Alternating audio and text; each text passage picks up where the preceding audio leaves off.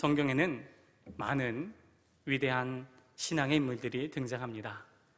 성경에 자주 언급되어서 우리들에게 친숙한 인물들이 있는가 하면 성경에 언급이 너무나도 적어서 알려지지 않은 그러한 인물들도 존재합니다. 아마도 오늘 함께 나눌 레갑의 후손, 레갑의 아들 요나답이라는 사람이 후자에 속한 인물이 아닐까 싶습니다. 지금 이 시간 예레미야 35장에서 소개되고 있는 요나답이라는 인물을 통해 하나님께서 오늘 우리에게 은혜 주시기를 원합니다. 예언자 예레미야에게 하나님의 말씀이 임합니다. 예레미야서 35장 1, 2절 말씀인데요, 예레미야 35장 1, 2절 말씀 읽겠습니다.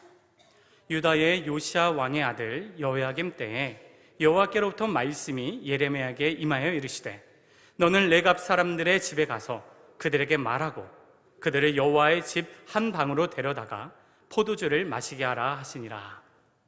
예레미야에게 임한 하나님의 말씀, 그것은요, 레갑의 사람들을 성전에 하나님의 방에 모이게 하고 그들에게 포도주를 건네라 라는 말씀입니다.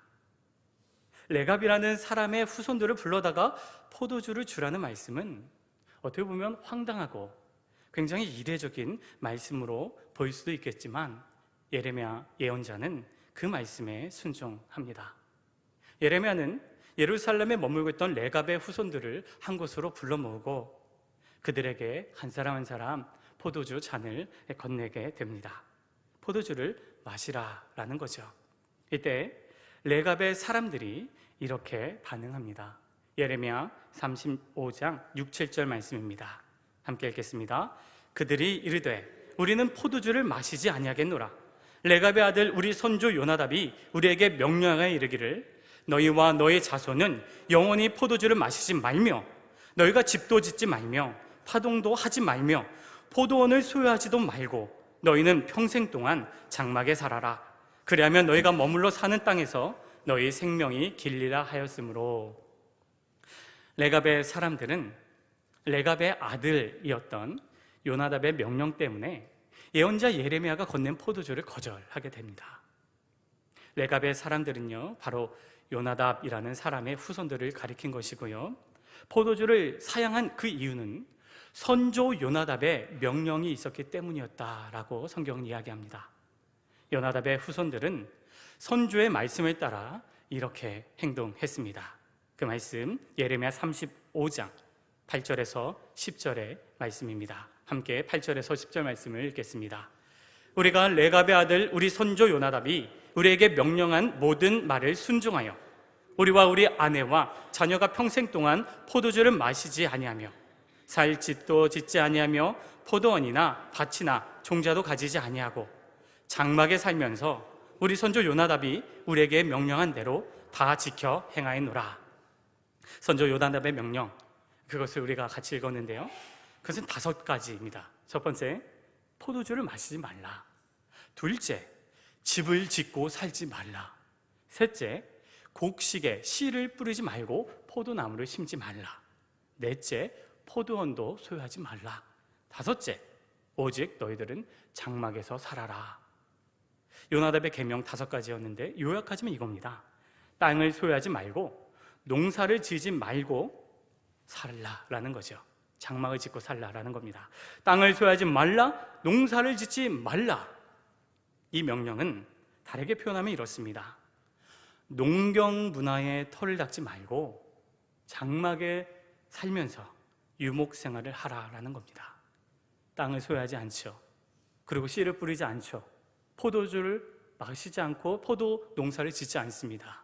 그리고 집도 짓지 않습니다. 그럼 무엇이겠습니까? 유목 생활을 하는 거죠.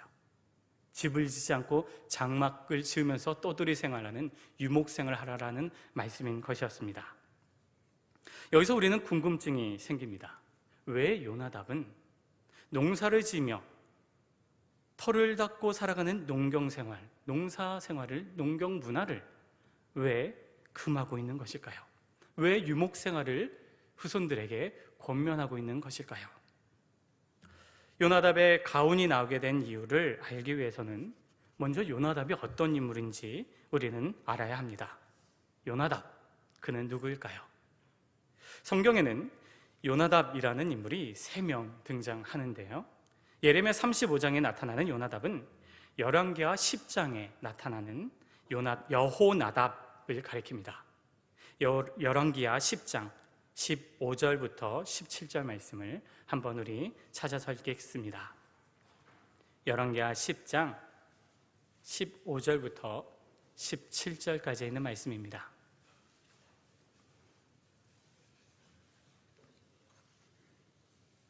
열왕기하 10장 15절부터 17절까지 있는 말씀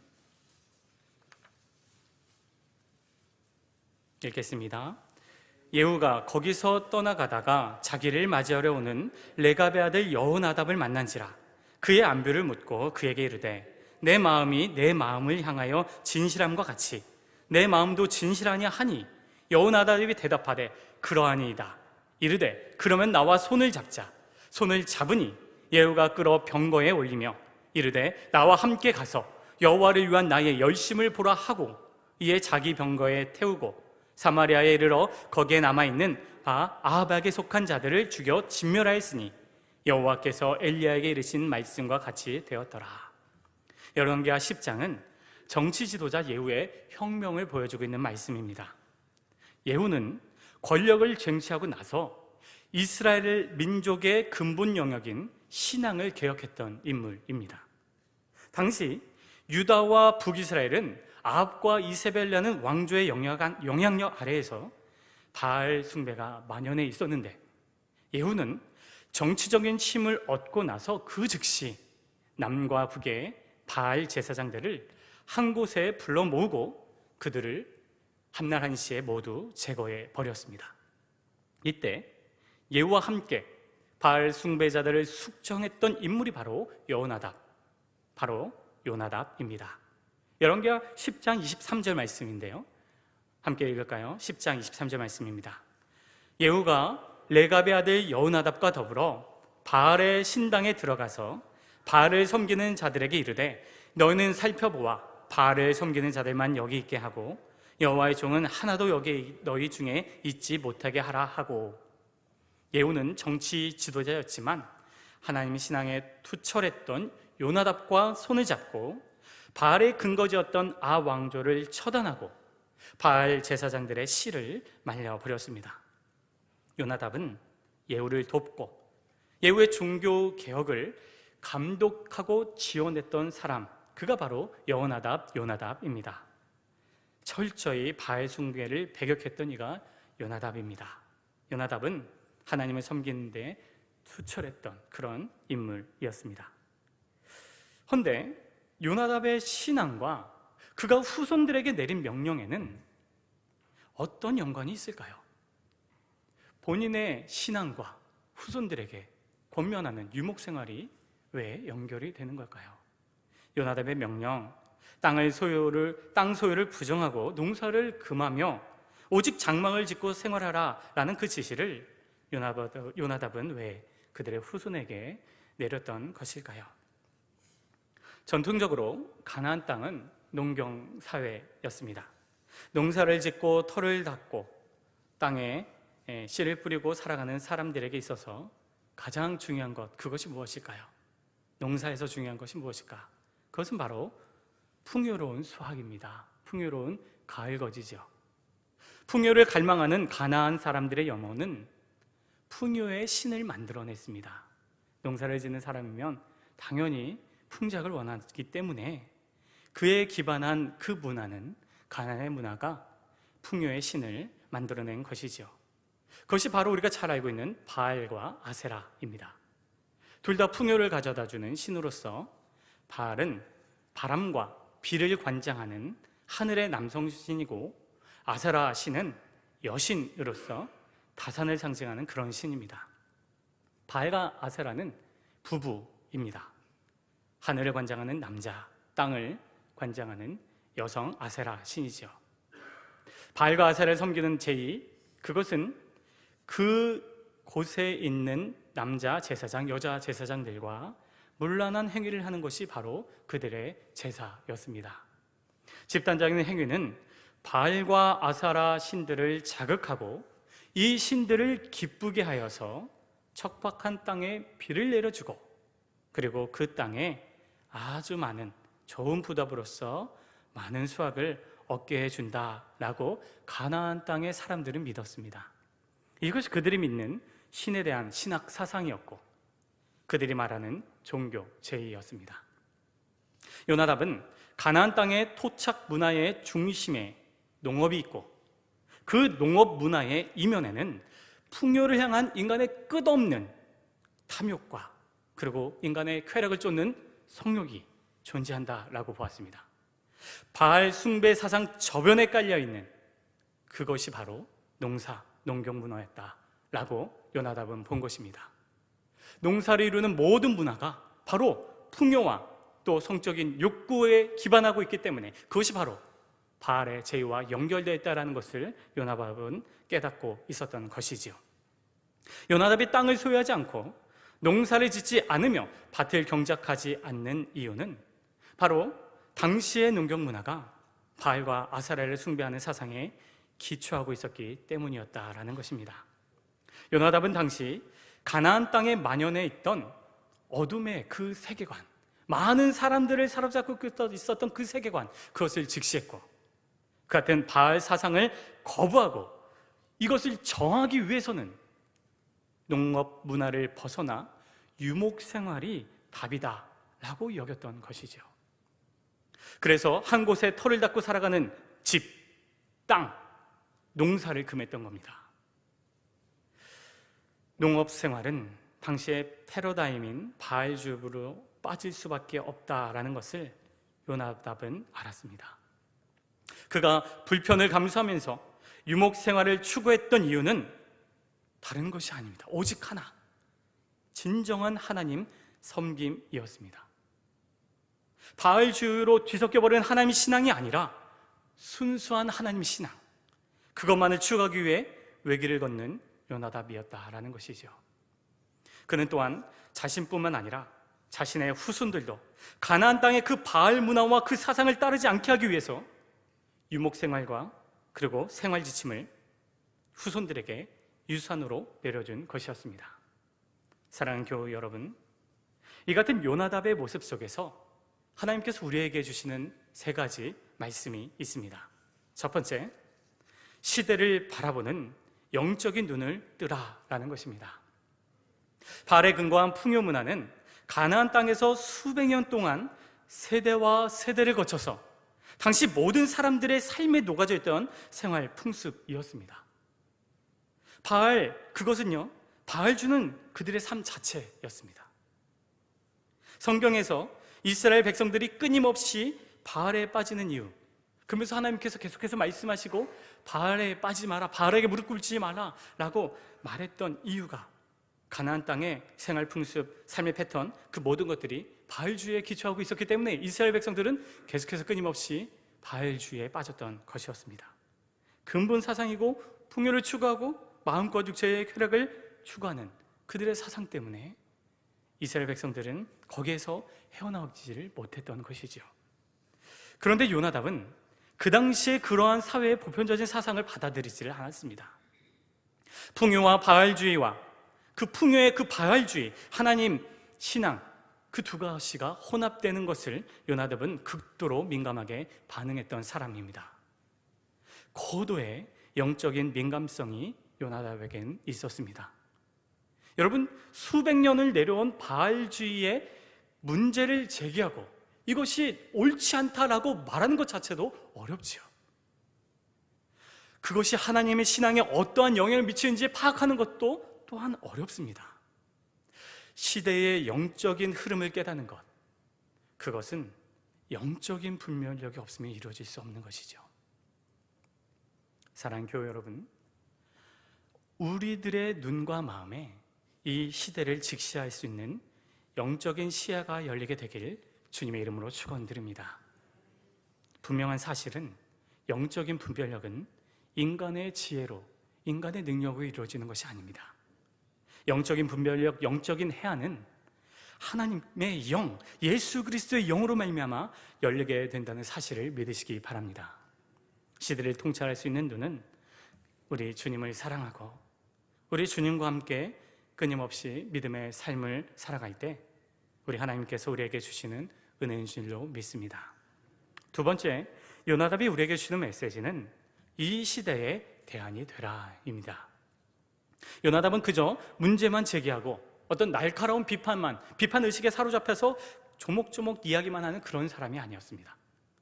그는 그 시대의 사상을 거부하고 그것을 그치지 않고 바알에 기반한 농경 문화의 대안으로서 유목 생활을 제시하고 그것을 세워갔습니다. 그것을 자신의 삶으로 나타내 보였습니다. 요나답의 삶 자체가 대안이 되었던 것이지요.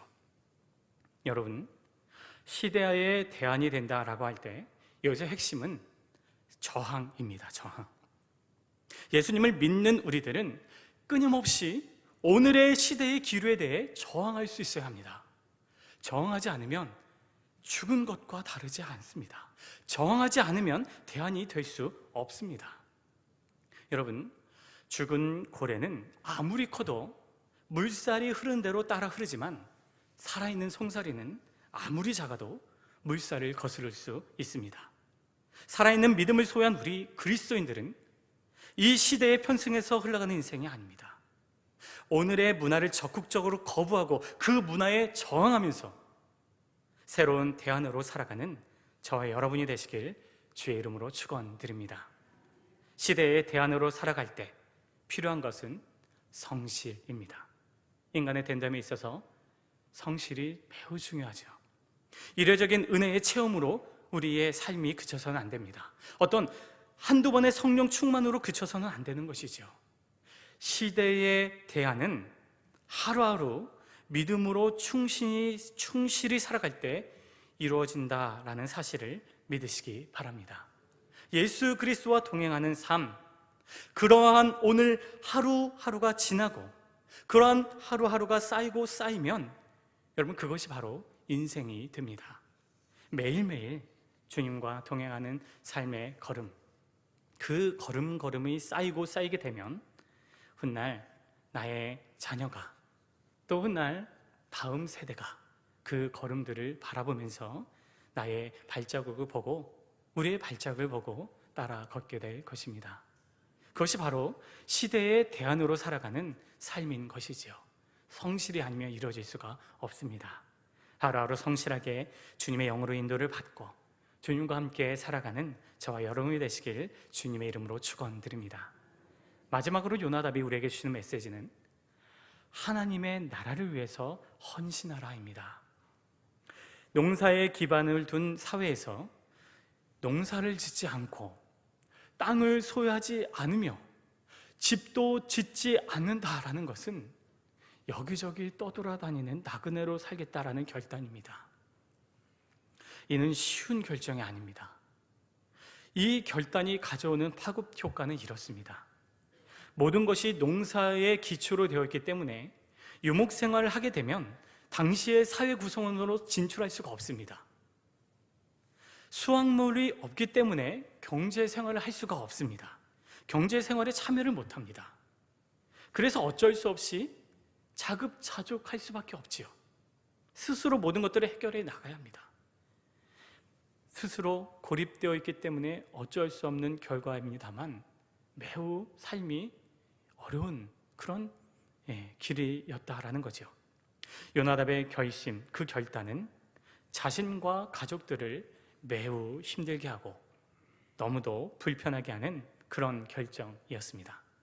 나 혼자 살면 좋을 텐데 딸린 식구들, 그 식구들을 바라보면서 그것을 하는 것은 결코 쉬운 결정이 아니었을 겁니다. 그의 가정뿐만 아니라 자자손손 그렇게 행해라 라고 요나답은 유언으로 남기기도 했죠. 사랑하는 여러분, 요나답이 어떤 인물이었습니까? 요나답이 그저 떠돌이 생활하는 나그네 생활하는 그런 인물이었나요? 서두에 어떤 인물이었다라는 것을 함께 나누었죠. 그는 아합 왕조를 깨트린 예후와 함께 북이스라엘의 영적 대가성을 일으켰던 위대한 인물입니다. 그가 마음만 먹으면 예후로부터 관직에 오르는 것, 여러분 그것은 누구보다도 쉬웠을 겁니다. 이스라엘 사회의 리더로서 요직에 이를 수 있는 영순위가 바로 요나답입니다. 편안하고 안락한 생활이 보장된 사람이 요나답입니다. 그러나 그는 그런 편안함을 구하지 않았습니다. 그는 오직 하나님 한 분만을 구한 줄로 믿으시기 바랍니다. 요나답은 당시의 사람들의 가치관에 물들어 있지 않았습니다. 사람들의 가치관에 물들어 있다면 요직에 오르고 중심에서 서서 살아가려고 하고 했을 것이죠. 하지만 요나답은 사람들의 안목과 사람들의 추구하는 가치관에 휩쓸리지 않고 그 시대와 그 시대의 문화에 저항했던 인물입니다. 그 정은 바로 하나님의 나라를 향한 헌신으로 이어졌습니다. 불편하더라도 믿음을 위해 안락함을 포기했던 인물, 사람들이 부러워하는 정글 요직에 매이지 않고 주님의 나라를 위해서 자신을 헌신했던 인물, 그것이 요나답이다라는 거죠. 무엇이 하나님을 섬기는 데 방해가 되는지를 요나답은 알았기 때문에 거침없이 그 모든 생활 터전들을 버리고 등지고 정하고 유목생을 택하면서 불편을 감수하면서 하나님의 순수한 신앙을 따랐던 요나답이었습니다. 사랑하는 교회 여러분, 하나님을 향한 순수한 마음과 열정이 지속되기 위해 나 스스로 실천해야 할 규범들이 무엇이 있는지 한번 세워보시기 바랍니다. 영적인 분별력과 지혜를 위해 내가 어떻게 살아가야 하는지, 그리고 주님을 계속해서 따르기 위해서 내가 멀리하고 내가 깨트리고 내가 정해야 될 것이 무엇인지, 또한 내가 붙들고 새롭게 세워가야 할 나의 영적인 문화는 무엇이 되어야 하는지 한번 곰곰이 시간을 내어서 묵상하고 준비해 보시기 바랍니다. 요나답은 이 작업을 했고 그것을 자신의 후손들이 지속할 수 있도록 규범화시켰습니다. 요나답의 신앙과 헌신, 그리고 그의 영적인 규범화는 그의 바람대로 후손들에게 이어졌고 후손들은 그것을 지켜 나갔습니다. 하나님 신앙을 위해 불편을 감수하면서 살아간 이들의 집안은 하나님으로부터 인정을 받게 되지요. 하나님은 예언자 예레미야를 통해서 요나답의 가문에 다음과 같은 축복의 말씀을 허락하십니다. 예레미야 35장 18절부터 19절 말씀입니다. 예레미야 35장 18절 19절 말씀을 함께 읽겠습니다. 예레미야가 레갑 사람의 가문에게 이르되 만군의 여호와 이스라엘 하나님께서 이와 같이 말씀하시기를 너희가 너희 선조 요나답의 명령을 순종하여 그의 모든 규율을 지키며 그가 너희에게 명령한 것을 행하였도다. 그러므로 만군의 여호와 이스라엘 하나님께서 이와 같이 말씀하시니라 레갑의 아들 요나답에게서 내 앞에 설 사람이 영원히 끊어지지 아니하리라 하시니라. 아멘. 세대에 걸친 요나답의 영적 규율과 삶의 양식은 하나님께 인정을 받게 됩니다. 하나님은 시대를 거스러 살아가는 요나답의 후손들이 하나님을 섬기는 사람이 영원히 끊어지지 않을 것이다 라는 약속의 말씀, 축복의 언약을 허락해 주셨습니다. 사랑하는 교회 여러분, 요나답의 가문은 시간이 흐를수록 당시의 어두움을 거스르고 거슬렀고 이 가문의 영적인 그 영민한 영적 순수함은 그 시대를 비추는 빛으로 자리매김하게 되었습니다. 그래서 하나님은 요나답의 가문에서 하나님 당신을 섬기는 사람이 영원히 끊어지지 않을 것이다 라는 약속의 말씀을, 축복의 말씀을 내려주신 것이죠. 홍수가 나면 천지가 물로 가득하지만 정작 마실 물을 찾기란 쉽지 않습니다. 온 사방이 물이지만 생수를 찾기가 어려운 것이 홍수 때의 모습이죠. 오늘날 많은 교회와 많은 그리스도인들이 존재합니다. 하나님은 그 많은 물 중에서 믿고 마실 수 있는 물을 찾고 계십니다. 바라기는 우리 수소교회와 우리 모든 교우님들이 하나님이 보실 때 믿고 마실 수 있는 생수와 같은 존재가 되시길 주의 이름으로 축복드립니다. 요나답과 같이 이 시대를 분별하고 시대를 거스르며 순수한 하나님의 신앙을 위해 신앙 규범 체계를 세우고 불편하지만 하나님 나라를 위해 헌신하며 이를 실천하는 사람, 그래서 그의 길이 어두운 시대의 대안으로 많은 이들을 옳은 곳으로 인도할 수 있게 되는 우리 자신, 그리고 우리 가정, 그리고 우리 수서 교회가 되길 주 이름으로 축원드립니다.